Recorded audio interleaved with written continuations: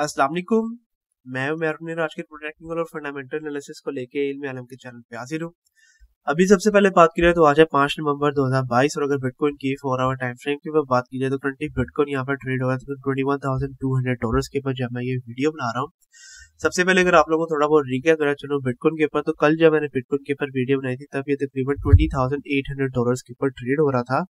और कल की वीडियो के अंदर मैंने जितनी भी फंडामेंटल्स रिपोर्ट वगैरह आई थी, यूएस की नॉन फार्म पेरोल्स की रिपोर्ट, वो सब की सब आप लोगों के साथ शेयर की थी। और उसके मुताबिक अभी भी यही लग रहा था कि क्रिप्टो करेंसीज को मेनली रेड रन दिखाना चाहिए और यूएस डॉलर को ग्रीन रन दिखाना चाहिए। लेकिन बिल्कुल उसके उल्ट हम लोगों ने रन दिखाते हुए देखा है। क्रिप्टो करेंसी ने बहुत ही जबरदस्त किस्म का ग्रीन रन दिखाया है, जबकि यूएस डॉलर ने हम लोगों को रेड रन दिखाया है। तो अगेन जितने भी बुल्स थे उन्होंने उस रिपोर्ट को बिल्कुल इग्नोर किया है और उन्होंने क्रिप्टो करेंसीज के अंदर काफी ज्यादा अपनी एंट्रीज ली है as compared to US dollars. तो अगेन ये एक अच्छा साइन था कि बिल्कुल उससे जो सी रिपोर्ट है उसके खिलाफ गए हैं बुल्स और उन्होंने अपनी काफी ज्यादा एंट्री ली है। और उसकी वजह से हम लोगों ने ये देखा है कि बिटकॉइन ने डेली टाइम फ्रेम के ऊपर अपनी जो सी कैंडल है उसको $21,000 का उसका जो सा एक one of the main resistance level था उससे अबव बंद की है। बल्कि ना ही सिर्फ डेली टाइम फ्रेम के ऊपर $21,000 से अबव बिटकॉइन ने अपनी कैंडल बंद की है, बल्कि कल के दिन की कैंडल बिटकॉइन ने अपनी 100 एक्सपोनेंशियल मूविंग एवरेज की लाइन से भी अबव बंद की है डेली टाइम फ्रेम के ऊपर। तो अगेन ये भी एक काफी अच्छा साइन है बिटकॉइन के लिए। और सोफा जो से इसकी आज के दिन की कैंडल है वो भी 100 एक्सपोनेंशियल मूविंग एवरेज की लाइन से अबव चल रही है। मतलब कि $21,100 का लेवल के जहां पे इसकी 100 एक्सपोनेंशियल मूविंग एवरेज की लाइन आ रही है डेली टाइम फ्रेम के ऊपर, बिटकॉइन सो फार उसको एज अ सपोर्ट के तौर पे होल्ड करके रखा है। तो अगेन अगर तो आज के दिन की कैंडल $21,100 से अबव बंद हो जाती है तो ये भी एक काफी अच्छा साइन होगा बिटकॉइन के लिए। और फिर बिटकॉइन की जो सी वैल्यूज को हम लोग उसका जो सा नेक्स्ट मेजर रेजिस्टेंस लेवल है $21,700 का लेवल, वहां तक जाता हुआ देखेंगे। और इसके अलावा बिटकॉइन का एक जो सा शॉर्ट रेजिस्टेंस लेवल है वो तकरीबन $21,500 के ऊपर भी, क्योंकि अगेन वो वाला लेवल भी साइकोलॉजिकल रेजिस्टेंस के तौर पे काम कर रहा है यहाँ पे बिटकॉइन के लिए। तो अगेन बिटकॉइन ने काफी अच्छा रन दिखाया और अगर इसी तरह से रन दिखाता रहता है तो हम लोग बिटकॉइन की वैल्यू को लाजमी तौर पे $21,700 से अबव भी जाता हुआ देखेंगे। लेकिन आप लोगों को भी याद है कि one of the main event होना है 10 नवंबर को, तो मैक्सिमम चांस है कि हम लोग बिटकॉइन की वैल्यू को दोबारा से $20,900 या $20,000 से नीचे भी आता हुआ देखें 10 तारीख तक। और फिर बिटकॉइन जो सा मेन जो ट्रेड होगा वो उसी लेवल मतलब कि $20,200 या $20,000 से लेके $21,700 का ये जो सा एक बड़ा लेवल बन रहा है, इसी के दरम्यान में मेनली हम लोगों को ट्रेड होता हुआ दिखाई देगा। अगर करंट कंसोलिडेशन लेवल की बात करते चले तो सो फार जो सा करंट सपोर्ट है वाला बिटकॉइन का वो है तकरीबन $21,000 के ऊपर, जो कि प्रीवियसली एक मेजर रेजिस्टेंस के तौर पे काम कर रहा था। और बिटकॉइन का जो सा करंट रेजिस्टेंस लेवल है वो है सबसे पहले $21,500 के ऊपर और उसके बाद मेन रेजिस्टेंस लेवल है $21,700 के ऊपर। मतलब कि आज के दिन के अंदर मेनली हम लोग बिटकॉइन को इसी कंसोलिडेशन लेवल के दरमियान में ट्रेड होता हुआ देखेंगे। तो मुझे उम्मीद है कि आप लोगों को आइडिया होगा कि आप लोगों ने किन लेवल्स के ऊपर अपनी एंट्रीज लेनी है यहाँ पे बिटकॉइन के ऊपर और किन लेवल्स के ऊपर आप लोगों ने अपने आप को एग्जिट करना है यहाँ पे बिटकॉइन की ट्रेड के ऊपर से। इसके अलावा अगर आगे चलते चले, अगर आप फंडामेंटल न्यूज़ के ऊपर बात करते चले तो सबसे पहले जो सी न्यूज आ रही है वो आ रही है Joe Biden versus Elon Musk की, कि जहाँ पे जो बाइडेन ने साफ तौर पे इलोन मस्क को ये टोंट मारा है कि उन्होंने जो ट्विटर को बाय किया है, ट्विटर अब एक ऐसा प्लेटफॉर्म है जो कि सिर्फ और सिर्फ लाइस मतलब कि सिर्फ और सिर्फ झूठ फैलाता है वर्ल्ड वाइड और उसके अलावा कोई और प्लेटफॉर्म नहीं है ट्विटर। तो इसके बारे में अगर मैं आप लोगों को यहाँ पे गाइड करता चलूँ तो अगेन यूएस प्रेसिडेंट ने ये बात साफ तौर पे जाहिर किया कि ट्विटर एक ऐसा प्लेटफॉर्म बन चुका है जो कि वर्ल्ड वाइड झूठ है उनको फैलाता है। और क्योंकि ट्विटर के ऊपर अब आप लोगों को बिल्कुल भी एडिटर्स वगैरह नहीं मिलेंगे, तो इसीलिए अब जो सी नौजवान नस्ल है उसको किस तरह से ये बात समझाई जा सकती है कि उनका जो सा फ्यूचर है वो रिस्क के ऊपर लगा हुआ है बिकॉज ऑफ ट्विटर। और क्योंकि वो ट्विटर के ऊपर झूठ फैलाए जाते हैं तो जिनसे वो नौजवान लोग हैं मेजरली अमेरिकन, वो उन झूठों के ऊपर बिलीव वगैरह कर लेंगे और उन बिलीव करने की वजह से वो लोग अपना जो सा फ्यूचर है वो खराब कर सकते हैं। तो ये जो सा टोंट है ये मारा गया है इलोन मस्क को यूएस के प्रेसिडेंट की तरफ से। और इसके अलावा अगर मैं आप लोगों को यहाँ पे गाइड करता चलूँ तो इलोन मस्क ने रिसेंटली ट्विटर की जो सी 50% ऑफ द स्टाफ था उसको निकाल दिया है ट्विटर से। तो इसके बारे में अगर मैं आप लोगों को यहाँ पे गाइड करता चलूँ तो रिसेंटली मतलब कि कल या परसों के दिन के अंदर इलोन मस्क ने ऐसा किया कि उन्होंने ट्विटर की 50% ऑफ द वर्क फोर्स को कम कर दिया है और इसकी वजह से भी ट्विटर को और इलोन मस्क को मेनली स्यू किया गया है कोर्ट के अंदर। तो इसके बारे में सबसे पहले अगर आपको बताता चलूं तो यहाँ पे इन्होंने बताया हुआ है कि जितने भी लोगों को इन्होंने निकाला है, टोटल तकरीबन 3700 लोगों को निकाला गया है ट्विटर से, और उन 3700 लोगों के मुताबिक उनको प्रॉपर जो सा नोटिस था वो नहीं दिया गया था। मतलब कि आप लोगों को भी आइडिया है कि जब भी किसी शख्स को जॉब से निकाला जाता है तो उसको पहले एक नोटिस दिया जाता है एक स्पेसिफिक टाइम पीरियड का, कि आपको इतने टाइम पीरियड के बाद निकाल दिया जाएगा। लेकिन इन लोगों के मुताबिक इनको कोई भी नोटिस वगैरह क्योंकि नहीं दिया गया है, तो ये जो से वर्क एथिक्स है स्टेट के, ये उसकी खिलाफ वर्जी है। तो क्योंकि ये उसकी खिलाफ वर्जी है, इसलिए इलोन मस्क को कोर्ट के अंदर सीयू भी किया गया है।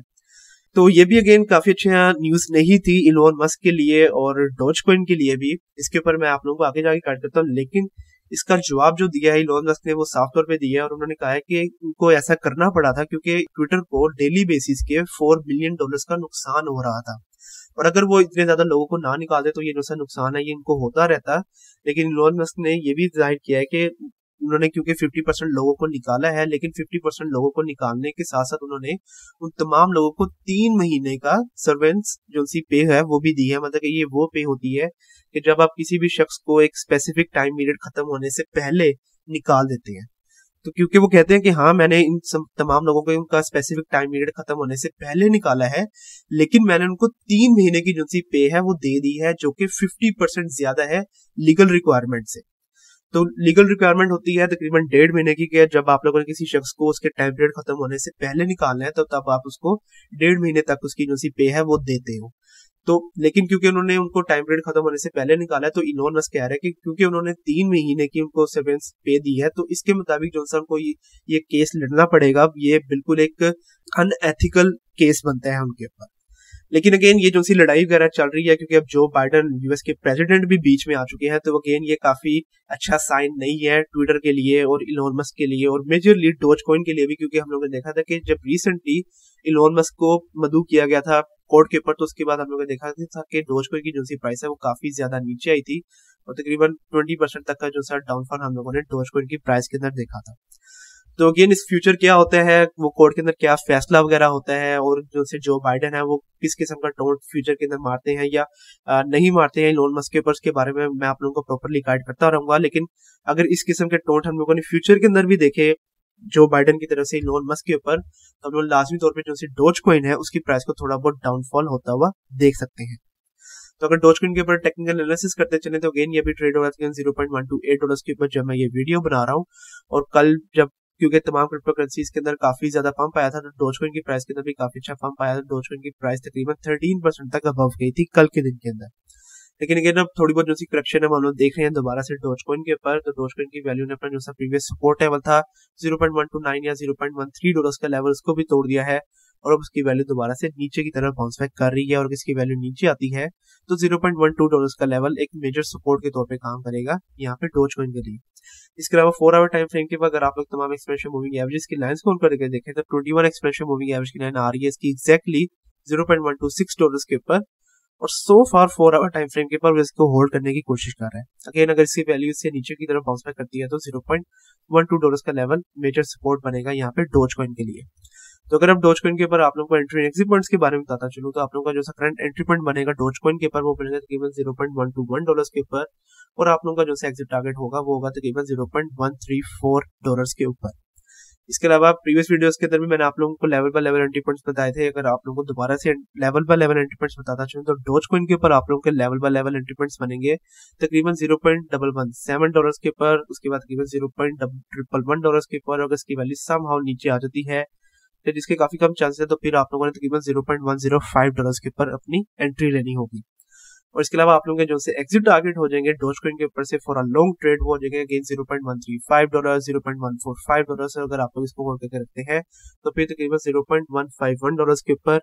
और इस तरह से आप लोग अपना लॉन्ग टाइम फ्रेम के ऊपर काफी अच्छा प्रॉफिट जनरेट करेंगे डॉजकॉइन के ऊपर से, जो कि आप लोगों ने रिसेंटली भी किया होगा।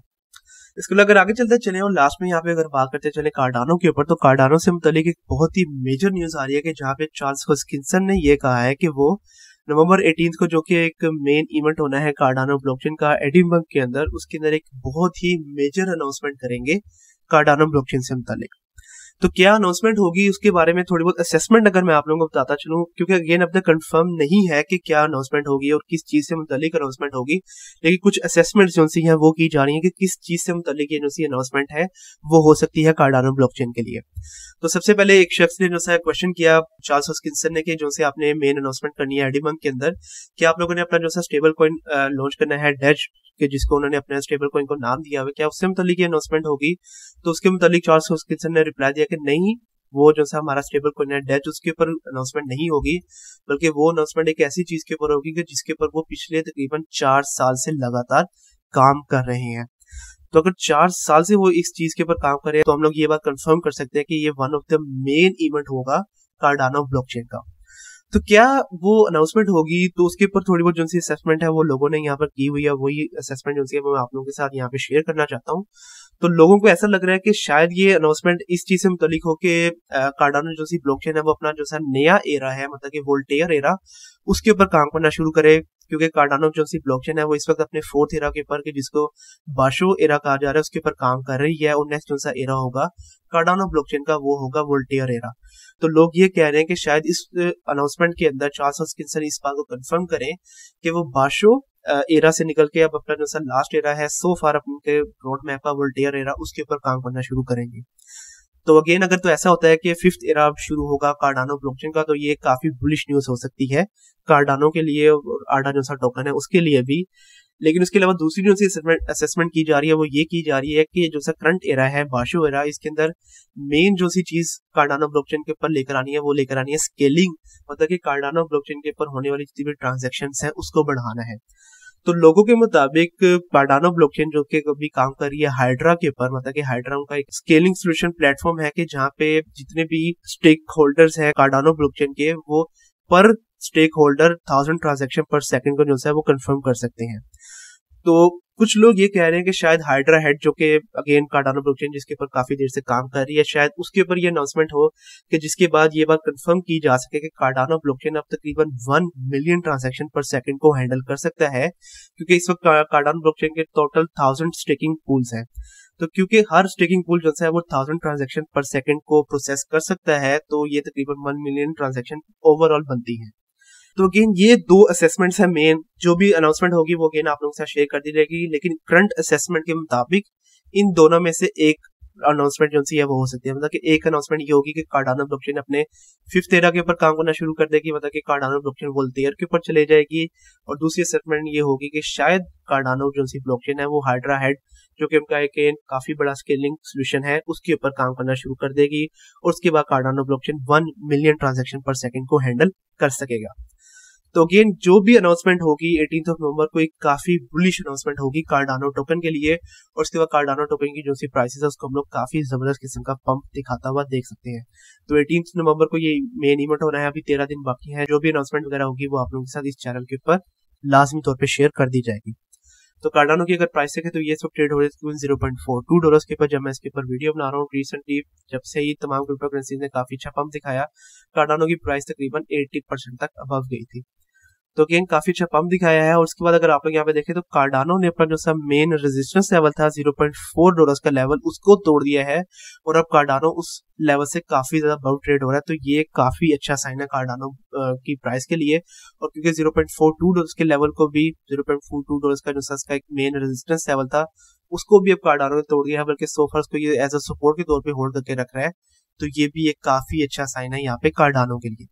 तो अगर तो कार्डानो की प्राइस डेली टाइम फ्रेम के ऊपर अपनी जो सी कैंडल है उसको $0.42 से अबव भी रखती है, $0.42 से अबव अगर बंद करती है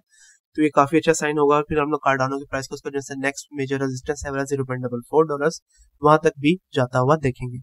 अगर कार्डानो के ऊपर भी 4 आवर टाइम फ्रेम के ऊपर तमाम एक्सप्रेशन मूविंग एवरेज की लाइंस को ऑन करके दिखाता चलूं तो 4 आवर टाइम फ्रेम के ऊपर ये अपनी तमाम एक्सप्रेशन मूविंग एवरेज की लाइन से अबव ट्रेड हो रहा है काफी ज्यादा, जो कि काफी अच्छा साइन है। और अगले चंद घंटे तक हम लोग देखेंगे इसकी जो सी 21 एक्सप्रेशन मूविंग एवरेज की लाइन जो कि सो फार आ रही है $0.41 के ऊपर,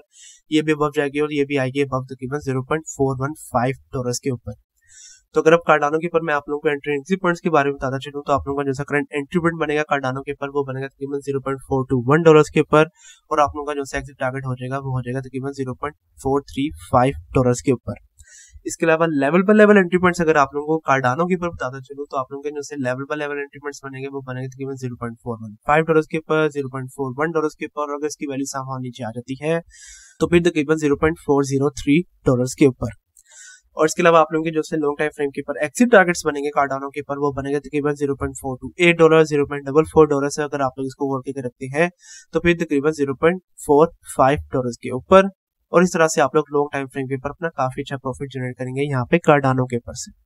तो ये थे आज का मेजर बुलेटिन मेरा, जहाँ पे मैंने एक तो कार्डानो के ऊपर से आप लोगों को मेजर अनाउंसमेंट के बारे में बताना था कि 400 स्किन्सन 18 नवंबर को one of the main announcement करेंगे कार्डानो ब्लॉकचेन की, और जो भी अनाउंसमेंट होगी वो काफी बुलिश साइन होगा कार्डानो के लिए। और इसके अलावा यूएस के प्रेसिडेंट जो बाइडन अब साफ तौर पे मुखालिफ हो चुके हैं इलॉन मस्क के, तो देखते हैं कि फ्यूचर क्या होता है इलॉन मस्क और ट्विटर का। तो मुझे उम्मीद है कि अब आप लोगों को आइडिया होगा कि आप लोगों ने किस तरह से अपने फंड्स को हैंडल करना है यहाँ पे क्रिप्टो करेंसीज के ऊपर से। कल तक के लिए आप मुझे इजाजत दीजिए, अल्लाह हाफिज।